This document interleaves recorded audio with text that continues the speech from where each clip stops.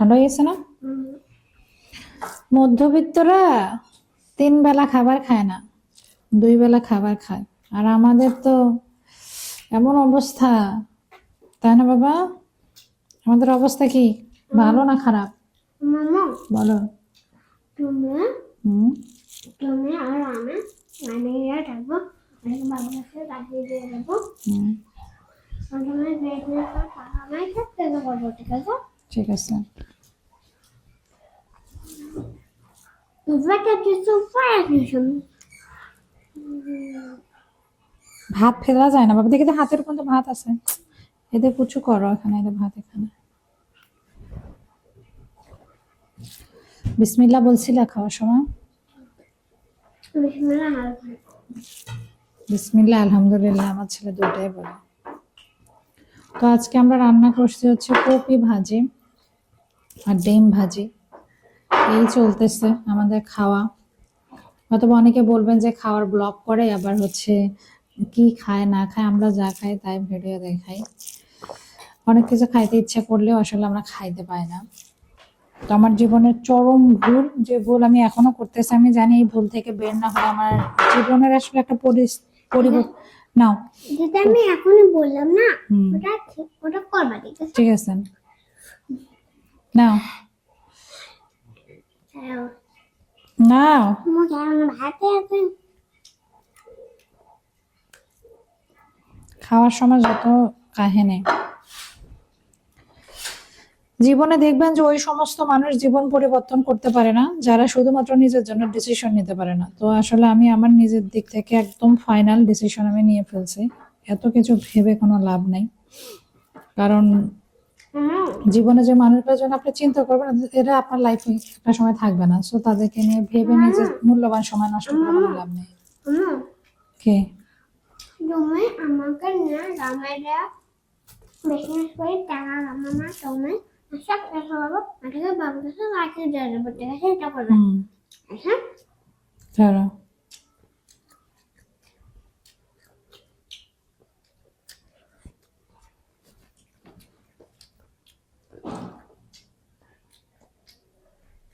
খাবা না?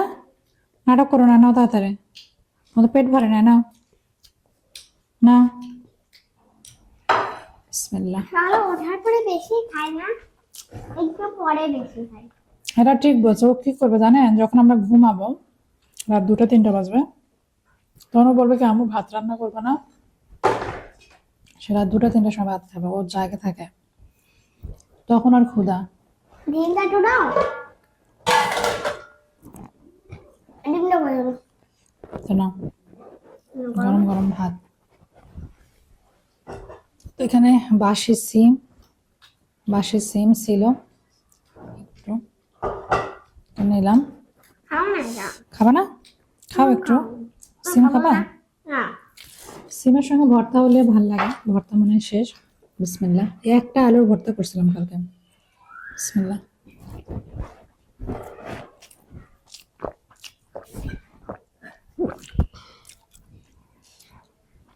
আজকে একটা আলু ভর্তা করতেছ, আজকেই শেষ। মামা কেন শেষ হয়েছে? ওই মনে হয় আমরা তুমি আর ঘুমানোর পরে ওঠা করে ভাতটা নিয়ে খাই ফেলছে। আমি দেখছিলাম আমি। কি দেখছিলাম? ওঠে আমার তুমি আর আমি ঘুমানোর পরে ওঠে সব ভাতটা খাই ফেলবে, ভাত দিয়ে দেখছে। তুমি গেলাম থাকো মায়ের সাথে। মামা হুম একসাথে থাকতে পারি। বলো। তোমাকে আমার তোমাকে আমার তোমাকে আমাকে নিয়ে গ্রামে থাকতে হবে, তাহলে ঠিক আছে? ওটাকে বাবার সাথে রাখি দিয়ে দেবো, ঠিক আছে? ঠিক আছে। আচ্ছা, মানে ওখানে আমার বাজার, ওখানে যাওয়ার সময় বাজার করে নিয়ে যাবা। আমাদেরটা ললিপপ করে নিয়ে যাবে আর আপেল নিয়ে যাবে আমাকে।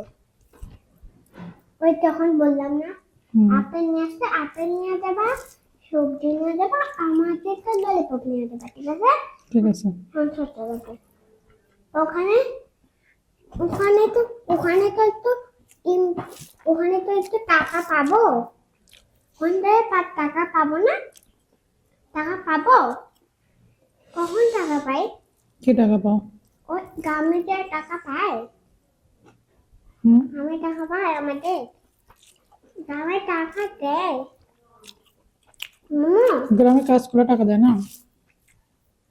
গ্রামে মোমো হুম, গ্রামে তুমি একটা কাজ করবে, ওইটা হইলো ওই কাজটা।